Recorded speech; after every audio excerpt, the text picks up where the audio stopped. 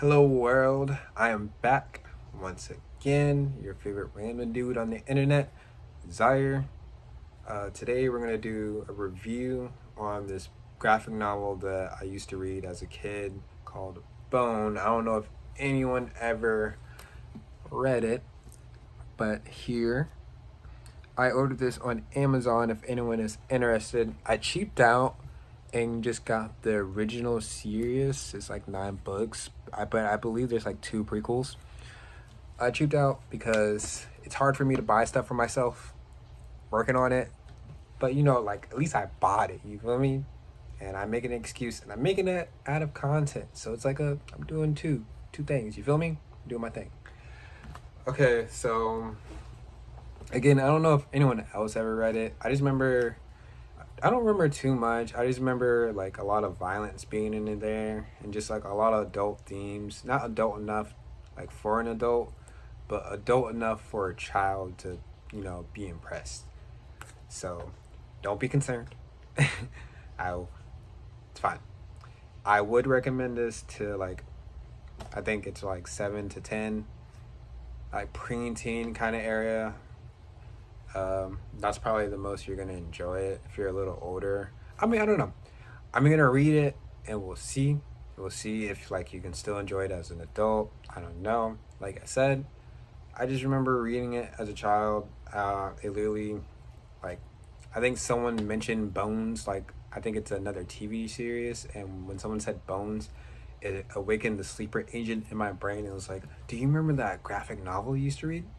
So I figured, why not? Got the set.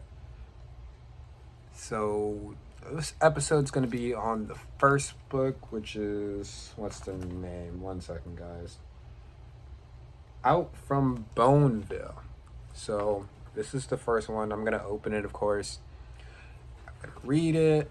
I really don't know if I'm just gonna summarize everything or. Uh, so yeah, I'm just gonna read it. Probably summarize everything, give my opinions, try to make it shorter because I know last video was like 27 minutes. I was surprised like I got like a decent amount of views. Like I expected like maybe 3 people to watch it, but like um, last time I checked it was like 20 people. So that's good in my book. Like that's a banger. That's a banger video in my book, dude. So yeah, I'm gonna read it. I'll be back and so after reading out of Boneville, I'm just gonna read the back of the book and give you guys a general idea of what's going on. And I'll be real with y'all.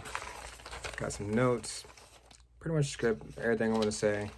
I honestly don't feel like remembering everything I wrote down, so I'm just gonna be reading from this a lot. I'll be transparent. Hopefully y'all don't mind. We cool? We cool. Hopefully. But as I said, so after reading out to Boneville, I decided that we're just gonna read the back so you guys have a general idea of what's going on. And if you want to know more, I guess you'll just have to check it out. If you don't feel like buying it, I'm sure someone on YouTube like has a complete overview of the story. Not gonna make you spend money, but I'm not gonna read the whole thing for y'all, so you have to check it out for yourself. So yeah.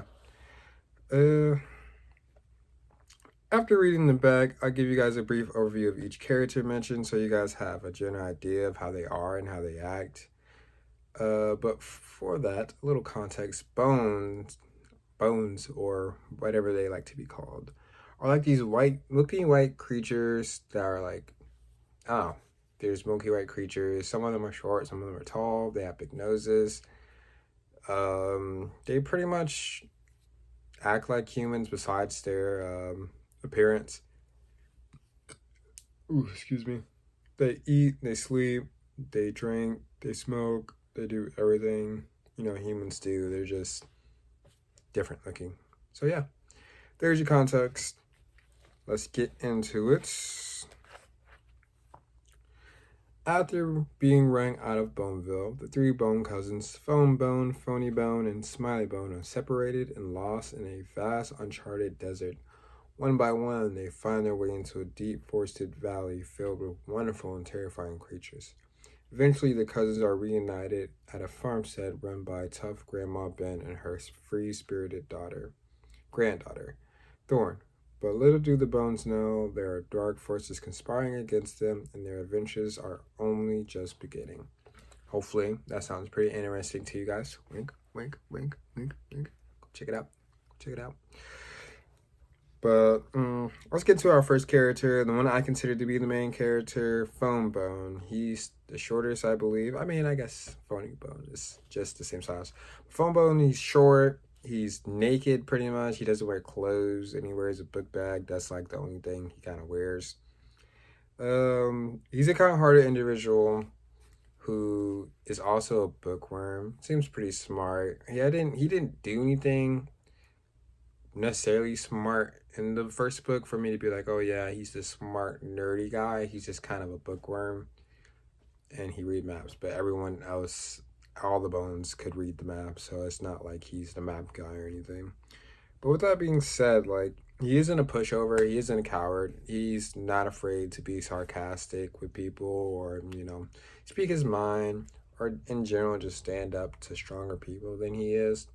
Like, of course, he's still not going to be like, oh, yeah, let me go take that guy out. But, if they say something he doesn't like, he's not going to hold his tongue for real. Which, I appreciate. We still get both sides. Like, we still get that, that nice, kind-hearted, main character, but still, like, don't take advantage of me. I don't know what you thought it was. What's it called? What else? He also tends to care for others deeply and quickly. He meets Grandma Ben and Thorn, and already he's just like, oh yeah, these are my peeps, taking care of me. Of course, he still wants to get back to Boneville, but he's having a good time. Like I said, he cares about them and whatnot. So that's dope. Yeah, he also has a crush on Thorn, but more on that later. I mean, there's not much to be said. Like, he just has a crush on her, but more on Thorn later. A little more.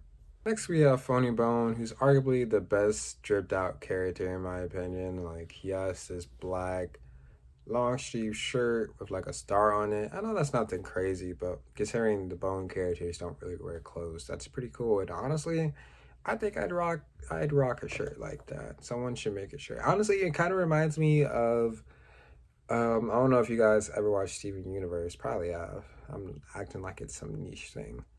But the black and yellow shirt Greg had with the star on it, it pretty much reminds me of that, just like long sleeve. So it's pretty cool. But besides that, he's your classic sleazeball, greasy, get rich quick, only really cares about money and narcissistic characters, which is always funny to see, just seeing how bad of a person they are. I don't know what it is. Like, we shouldn't like them, but we do. I don't know. What's it called? He only cares about his own profit, and literally at one point in the story, he realizes that he can't use his money because in Boneville they use like regular cash, but in the forest they don't use cash. They trade goods and services. He goes into a bar and he orders a beer, and he drinks a bunch of beer, and he's like, all right, like, I'll pay money. And the guy's like, oh, give me my money, blah, blah, blah, blah, blah. No, he says, give me my eggs. And he's like, oh, yeah, I'll just give you money. He's like, no. I want 4 eggs now. And at first, he's, like, very bothered by that. And he's like, oh, I can't make any riches. But then he quickly turns around. And he's like, well, if these guys don't have money, I'll just take all their, goods and services. Like, it doesn't really matter what it is as long as it's valuable to like a community. He wants to make a profit, which I kind of have to respect. Like, he kind of has like a grind mindset, like entrepreneur, always trying to make some money, but at the same time it's like, I don't know, dude, like, you're just a slime ball. How much more can I respect you than giving you that? I will say he's just like, he doesn't have a bias. He's willing to speak his mind and talk crap to anybody, even the Drake in the story. There's like this big Drake, and he's like looking for a Phone Bone, and he's like, whoa, can you help me out? And he starts talking to him like he's slow, and luckily the Drake didn't like do anything to him, but like, you talk noise to a Drake. Like, dude is crazy. Much else to be said. He's just worried about his own profit mainly, but deep down he does care about his cousins, I imagine. Finally, of the three cousins, we have Smiley Bone, who's like the tallest of the three, and he kind of has this cool little vest going on. He seems to be a free spirited individual, not really bothered by too much. Literally, in the beginning of the story, the Bone cousins are separated by a giant horde of locusts, and he's the first one to see it. And he's like, "Oh yeah, like these locusts are coming towards us. Ain't that neat?" And everyone else is freaking out, and you just chill. He smokes cigars, which is also, kind of strange. You'd imagine him to be more of a hippie, to be so free spirited, but he kind of has this cowboy thing going on. And even though he's free spirited, like he's like super like I don't know, he's just kind of chill with anything. He's as long as he's having fun in his head, he's fine with it. Even morally, he's kind of like not really bothered by things. Later, when Phone Bone decides to start a scheme to cook the bugs on this grand race that the town does, Smiley Bone is like all ups in arms about it because he gets to wear a cow costume, and that's literally it. That's all that was promised. He doesn't get any of the benefits or nothing like that. Like, FOMO was just like, yeah, you gotta wear a cow costume. He was like, whippy, I get to wear a cow costume, and he's like all down for it. So, pretty cool guy, pretty fun guy. I really can't say nothing much about him. We really don't see much of him in this book, but every time we do, he's just super chill, super laid back. Even when Phone Bone finds him in the bar, like mind you, they've been separated for like months. He just casually gives him a beer without even saying anything. He doesn't like, oh, Phone Bone, like, oh my God, you found me. He just, because he's working at the bar. I forgot to mention that. He's working at the bar. So Phone Bone goes in. He's like, oh yeah, let me get a beer. He's like, oh, and just kind of looks at him. And then Phone Bone's like, whoa, oh my God, like I found you. And he's like, yeah, what's up, dude? Like, I really can't handle the guy. Next, we have Grandma Ben, or Rose. Her first name is Rose, which is arguably my favorite character. Not arguably, she is my favorite character, at least in this first book. Like the back of the book said, she's tough, and she's like your classic light switch character, to where it's like, okay, she seems this way, but it's very quick to turn another way. At first, she's like super kind-hearted, sweet old lady, kind of lady, let watch her kids. Not always willing to help, even strangers. She even tries to help Phone Bone throughout the book, but of course, she's Phone Bone, so doesn't go well. But whenever you get on her bad side, which isn't hard to do, she's very violent and is quick to use violence as the answer to her problems. Like, I'm probably gonna have some pictures if I'm not lazy, but imagining I'm having a picture here of what's it called? Literally, she runs into Phone Bone. She's like, oh my God, you need some help? I'm like, what's good? He's like, man, I want to ride your dumb cow, blah, blah, blah. And like, literally, that's all it took. She rolls up her sleeve. And of course, they don't show what exactly happened, but it's implied that, she used violence. And later in the story, Rose, Thorn, and what's it called? Phone Bone are not stuck, but surrounded by all these rat creatures. It's like an ambush. And she notices, and she's like talking them up, like she has this big plan. And she's like, all right, when I say run, run. And mind you, she goes to the wall, a nearby wall, puts her ear to it. She's like, all right, run. And then she literally like punches through the wall and grabs two of the rat creatures, throws them on the ground, and starts like beating them up, bro. And even though I was like really impressed, it doesn't look good for her. Like, it almost looks like she's sacrificing herself. Phone Bone, Thorn run away. Long story short, they make it. They come back to find the house burned down. Kind of not all the way burned down, but like the roof's on fire and whatnot. And they're like, oh my God, what happened? It looked like, it was the end for her. She waddles out anything. Oh yeah, she's like badly injured. All she has is a bandage around her head. That's all the damage she took. Like she has a couple scrapes, and I'm like, dude, she's crazy. I love this old lady, and she seems to be some type of war hero. Like I said, I don't remember much about the book series, so that's pretty cool. And she seems to have history with the Drake in the story.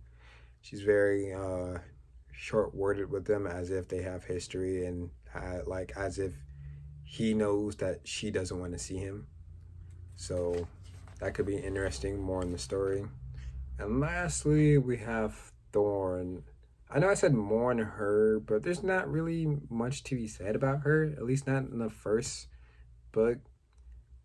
She's your classic kind of Disney princess. Like, she's pretty, kind hearted, talks to animals. You know, she sees Fun Bone spying on her in the corner, and she's like, "Oh, come here! Like, I won't hurt you," without even like really knowing what he is or what his intentions are. And a lot of the animals in the story can speak and speak fondly of her. So like that's what I kind of mean when I say Disney princess. But you know, she's not a pushover either. She helps out with the house with her grandma, chopping wood, baking pies, milking the cows, all that good stuff. Like she is a hard work. Go cat. She carries 2 buckets of water, which you know, if you ever had to carry water in a bucket, like it's pretty water's heavy. When you have to like carry it and like drag it, it's pretty heavy. So like I said, she's not really a pushover or anything. She just I don't know. There's not much to be said about her. She's kind hearted. She's nice to Phone Bone.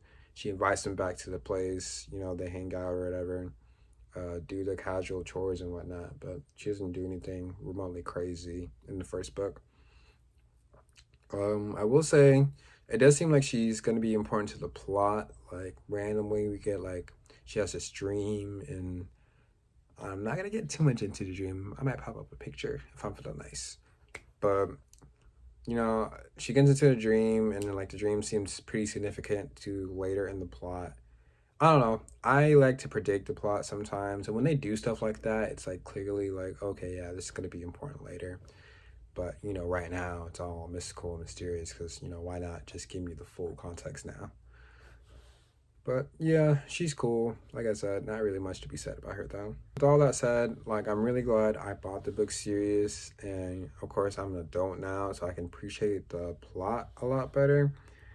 Like I mentioned earlier, there's a lot adult themes. There's beer, there's smoking, there's threatening, implied violence, and they always give you just enough for you to fill in the gap yourself, which I kind of appreciate. You know, it really makes you use your imagination, but doesn't like force you to.